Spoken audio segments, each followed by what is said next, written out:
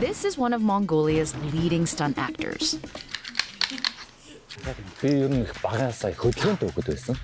Их тулаан сонирхолтой. 10 настайгаасаа би тулааны спортоор явж хичээллэж байсан.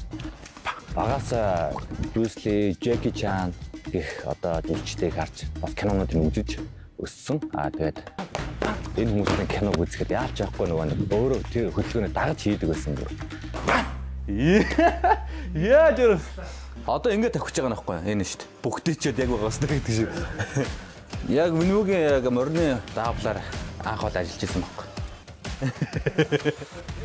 Today, he's worked on a variety of productions, including Marvel's Shang-Chi and the Legend of the Ten Rings, Disney's live-action remake of Mulan, and Netflix's Marco Polo. Ziggy points out that centuries of experience on horses has helped elevate Mongolian stunt actors further on the world stage.